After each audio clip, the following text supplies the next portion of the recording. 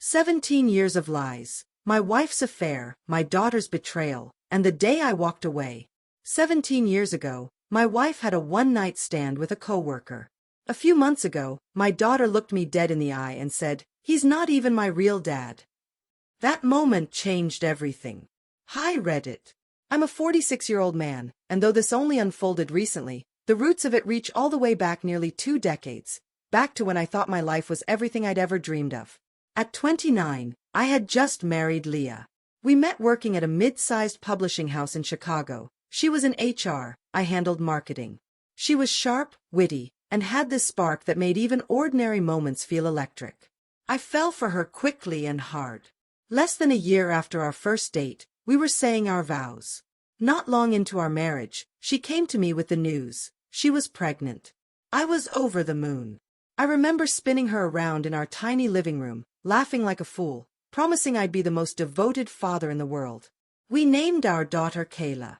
From the moment she arrived, she became the center of my universe. I never missed a birthday. I was front row at every school play.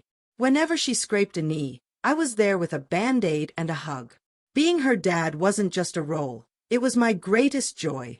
But I had no idea that during that very first year of our marriage, while we were decorating a nursery and picking baby names, Leah had a brief fling with someone from her office. A man named Darren from the finance department. She never confessed. She buried the truth and moved on, pretending it had never happened. And I was none the wiser. Time passed, and like many couples, we went through our share of struggles. We fought about money, about how often she came home late from work, about the pressures I was under in my own career. When Kayla turned 10, we even separated for a short time, but I pushed through it, determined to hold our family together. Then came Kayla's 17th birthday. A milestone. She had just been accepted into Northwestern. I had worked extra hours, passed up promotions that would have required relocation, skipped vacations. Every sacrifice I made was for her. I couldn't wait to tell her how proud I was. The party was in full swing. She was laughing with her friends, the room buzzing with celebration. I walked over, smiling, card in hand, when I caught her voice cutting through the noise. Loud enough for me to hear. Sharp enough to gut me. "He's not even my real dad anyway." The music seemed to stop. Time froze.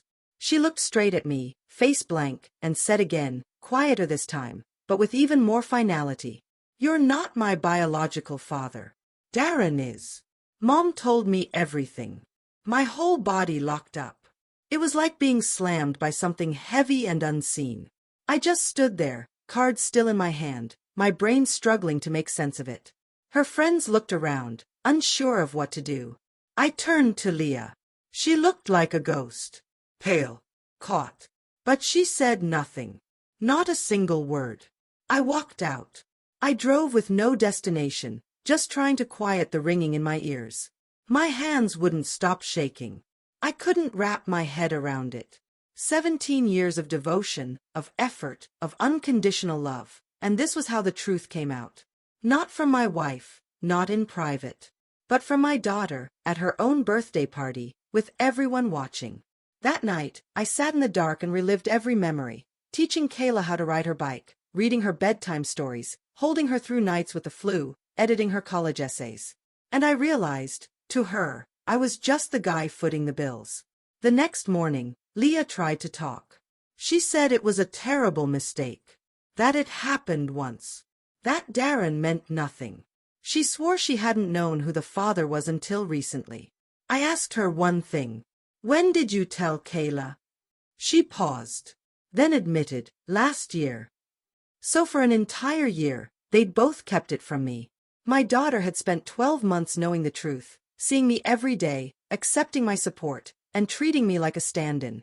A placeholder. That was the moment something inside me shifted. No yelling. No drama. I went straight to an attorney the following week. Filed for divorce. Quietly, cleanly. I also took a paternity test, not because I doubted it, but because I needed the documentation. The results were exactly what I expected. Kayla wasn't biologically mine. But here's the twist Leah didn't anticipate. I rewrote my will. I took Kayla out of my life insurance policy. I redirected her college fund. Not out of revenge, but because I finally saw the reality. I had been a convenience, a provider, a dependable fixture in their lives, but never truly seen or appreciated. Neither of them ever apologized. There was no real regret, only damage control. I had been treated like an emotional ATM, expected to keep giving, no questions asked. When Kayla learned about the changes, she came bursting into my apartment. Her eyes were red, her voice shaking. She accused me of turning my back on her, of punishing her for something she didn't do. I let her speak. Then I asked her, calmly, "When was the last time you said thank you?" She fell silent. "When you found out Darren was your father, did you ever think about how that would affect me?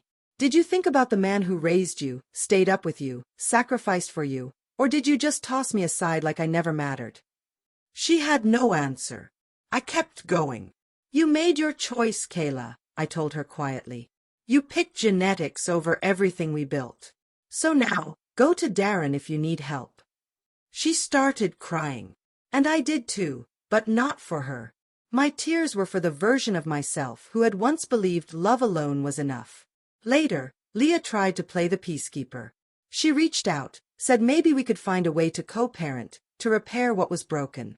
I looked her in the eye and said flatly, "You ended that possibility the moment you buried the truth for nearly 2 decades. That part of me is gone. I'm not bitter anymore, just clear." And I meant it. I was finally free. I started traveling again. Picked up photography, a hobby I hadn't touched in years. And unexpectedly, I met someone new, a woman who knows everything and still sees me as someone who matters. As for Kayla, I can only hope she comes to understand one day that fatherhood has nothing to do with matching DNA. It's about presence, consistency, heart. But I'm no longer her father. That title is gone. Weeks passed. I kept my distance. I moved into a modest, quiet 2-bedroom apartment downtown. Nothing flashy, but it was mine, and more importantly, it was peaceful. I took unpaid leave from work to clear my head and find solid ground again. Anytime my phone lit up with messages from Leah or Kayla, I ignored them. I wasn't ready. Then one day, a letter arrived, handwritten, the envelope trembling in my hand. It was from Kayla. Inside, she said she was sorry. That she never meant to hurt me. She explained that Leah had told her about Darren during a heated argument and made it sound like I'd never be able to handle the truth. Kayla wrote, "I was scared that if you knew I wasn't really yours, you'd stop loving me. So I tried to push you away first. I regret that. I wanted to believe what she said, but I shouldn't have." Just as I was processing her words, another envelope showed up, this one delivered by registered mail. It was a subpoena. Leah was suing me, not for child support, which was long irrelevant, but for spousal support. She claimed I had been the main breadwinner throughout our marriage, and that she had sacrificed her own career to support the household. I laughed when I read it. Then I cried. This woman cheated on me, lied for 17 years, let me raise another man's child while hiding the truth, and now she wanted money? I called my attorney. "Let her take it to court," I said. "I want everything out in the open. I want the truth on record." The court case wasn't long, but it was emotionally exhausting. We submitted the DNA test results. We outlined the timeline of deception. My lawyer questioned Leah with precision, and her carefully constructed story began to collapse under pressure. She insisted she hadn't known Darren was the father until recently, but then admitted she had suspected it for years. She claimed fear had kept her from telling me the truth, until my lawyer produced emails. Yes, emails. During discovery, we obtained archives from her former workplace, including personal correspondence. And there it was.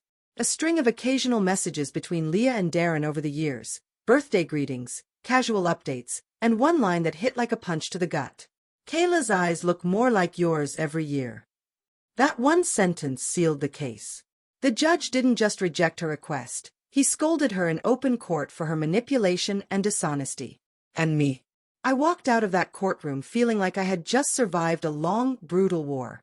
But the battle wasn't quite finished. 2 months later, I was sitting at a coffee shop, lost in a book, when a stranger approached my table. Tall, well-dressed, visibly nervous. "Are you Michael?" he asked. I nodded cautiously. "I'm Darren." His voice was tight, uncertain. "I didn't know about Kayla," he blurted. "Leah never told me she might be mine." I looked him straight in the eye. "Then why are you here?" He hesitated. "She came to my office last week. Brought Kayla with her. Said it was time I stepped up. That I needed to be in her life." I nearly dropped my cup. "She's pushing this onto you now?" He nodded. "I told her I'd think about it," he said. "But honestly, I don't feel like a father to someone I've never even met. And I'm not sure I believe her story. But I figured you should know." I thanked him and left the shop. But something inside me cracked again, not from hurt this time, but from understanding. Leah wasn't just deceptive. She was recycling the same lie, just targeting someone new. Then, not long after, came Kayla's final message. "He doesn't want anything to do with me." I thought he would care. I didn't answer right away. I took my time. And when I finally replied, I said this: "Now you understand. I cared when no one expected me to. I was there before I ever knew the truth. But when it mattered most, you turned your back on me. DNA doesn't make someone a parent. Love does. And you made your choice. You picked biology over love. That was your decision." She never wrote back. It's been 8 months. Leah lost her job during the fallout from the court case. Word spread. Darren cut contact entirely after she tried to threaten him with a paternity suit. Kayla postponed her enrollment at Northwestern. I heard through a mutual friend that she's crashing on someone's couch now. As for me, I spent 2 months in Italy, learned how to cook pasta from scratch, picked up my writing again. I also met someone. Her name is Elaine. She knows everything, every messy chapter of my past. She listens without judgment. She has a 5-year-old son. I don't know what's next for us, but I do know this: I'll never allow guilt to control me again. Because the day Kayla threw those words at me, "He's not even my real dad," was the day I realized something vital. My love, the kind I gave freely, had never truly been valued. But now it's protected.